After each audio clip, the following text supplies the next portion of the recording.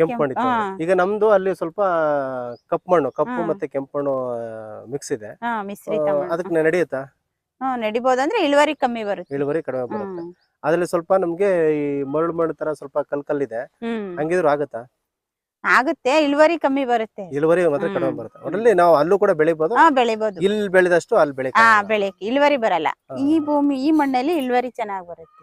ಈಗ ನೀವು 3 ತಳಿ ಹೇಳಿದ್ರೆ ಈ ಶುಂಠಿದು, ಯಾವ ತಳಿಗೆ ಹೆಚ್ಚು ಬೆಲೆ? ಯಾವ್ದು ಹಾಕಿದ್ರೆ ನಮ್ಗೆ? ಅದು ಒಂದೊಂದ್ ಕಡೆ ಅವ್ರ ನಮ್ಗೆ ಇದು ಚೆನ್ನಾಗೈತೆ, ತುಂಬಾ ಚೆನ್ನಾಗೈತೆ ಅಂತ ಕೇಳಿ ಅಂತ ಹೇಳ್ತಾರೆ. ನಮ್ ಶುಂಠಿನ ನಾವೇ ಬೆಳ್ದಿಲ್ಲ ಈ ತರ, ನೀವು ಬೆಳ್ದಿದ್ದೀರಲ್ಲ ಅಂತ ಅವ್ರು ಖುಷಿ ಪಡ್ತಾರೆ ಬಂದಾಗ. ಒಟ್ಟಲ್ಲಿ ನಾವು ಇದನ್ನು ಶುಂಠಿ ಕೃಷಿ ಮಾಡ್ಬೋದು. ನಾವು ಮಾಡ್ತೀವಿ ಅನ್ಕೊಂಡಾಗ, ಮಾಡೋ ಮನ್ಸಿದ್ ಮಾಡಿದಾಗ ಯಾವ್ದು ಕಷ್ಟ ಆಗಲ್ಲ. ಇಷ್ಟಪಟ್ಟು ಮಾಡಿದ್ರೆ ಯಾವ್ದು ಕಷ್ಟ ಆಗಲ್ಲ. ಒಟ್ಟಲ್ಲಿ ಈಗ ನಾವು ಬರೀ ಲೇಬರ್ ನಂಬ್ಕೊಂಡು ಮಾಡಿದ್ರೆ ನಾವು ಸ್ವಲ್ಪ ಅದನ್ನ ಅವಾಗ ಬಂದು ಗಿಡದಲ್ಲಿ ನೋಡ್ಕೊಂಡು ನಾವೇ ಗಮನಿಸ್ಕೋಬೇಕು. ಬಂದು ಲೇಬರ್ನ ನಂಬಿ ಮಾಡಕ್ ಆಗಲ್ಲ ಇದನ್ನ. ಯಾಕೆ ಇನ್ವೆಸ್ಟ್